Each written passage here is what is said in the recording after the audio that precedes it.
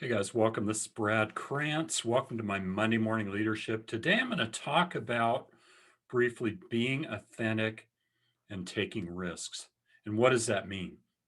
You'll see behind me, I'm going to cover this at the end, but why you need to take risks, right? Not to risk failure is to live without success. And without success, there is no growth. Think about that. I'd love to get your comments on that. Do you agree or disagree? But think back for a moment. What is the biggest risk that you ever took? Okay, now ask yourself, what risk do you regret not taking? And I could name a few. I'm not going to, but yeah, do I have regrets in my life for risks I didn't take? Yes. First off, I just want to, what's being authentic? I want to give a brief definition. Being authentic means that I act in ways that show our true self and how we feel. And that's what I'm hoping to do here. Okay. And then what's risk? The dictionary defines the word risk as exposure to the chance of injury or loss, a hazardous or dangerous chance. Okay.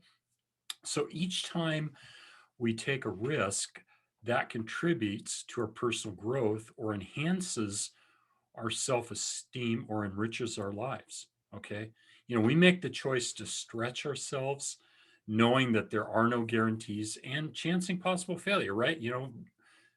Risk encompasses the chance of failure, right?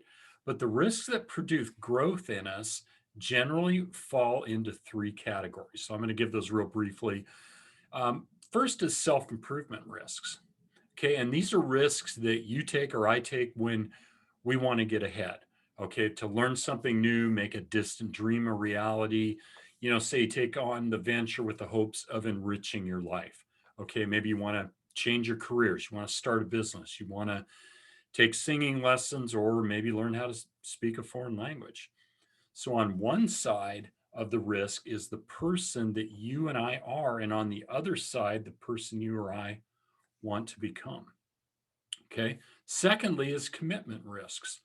And all commitment risks have emotional stakes, whether you pledge yourself to a person or a relationship or to a cause, right? When you get married, you're pledging yourself to somebody else. My wife and I for 35 years now.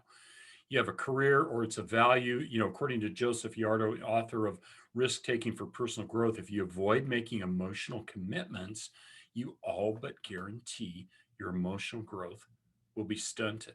Think about that. I mean, it's like if you lived in a vacuum or heard the phrase, I was born in a basement, never brought up. If you don't have any emotional commitments, your emotional growth is going to be stunted because you're not used to being around or committing to someone or something or a relationship. So I think that's wise in saying that. Thirdly, you've got self disclosure risks. Okay, here's what I mean. Your communication falls into a category of self disclosure on, one aspect, right? Anytime you tell someone how you really feel, you're taking the chance of self disclosure. So, this is what can happen when you open up to others and reveal who you really are. Okay, we'll get back to being authentic, how you feel, what you want and need. You make yourself vulnerable, right? If I share with you something personal about me, it can make me vulnerable because you could come back and use that against me. But it's impossible to be assertive without doing so. So we know all risks carry with them the possibility of failure, right? So, questions here. Are you a risk taker? So ask yourself the following questions. I think these are pretty good questions. Does every decision involve endless debates with yourself? Do you accept less than what you should because you're afraid to speak up? I've been there, done that too many times. Do you have difficulty making emotional commitments to others? And do you make up excuses that stop you from taking advantage of opportunities for self improvement? Like meme I'll post this week is, I don't have time. Okay, I think that's a big lie, and that's one of these that could be referred to here. And then does the fear of disapproval keep you from doing what you'd really like to do?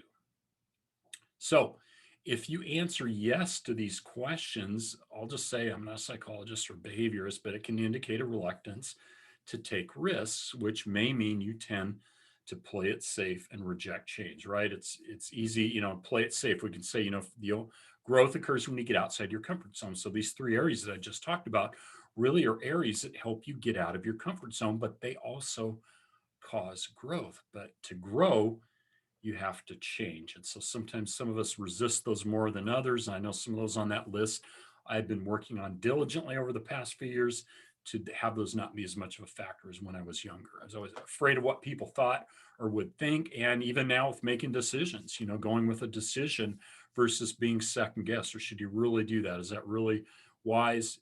At some point you have to say, yeah, I know enough, I have enough information, I can do it. So again, it's getting outside our comfort zone. Okay. So consider this. Okay.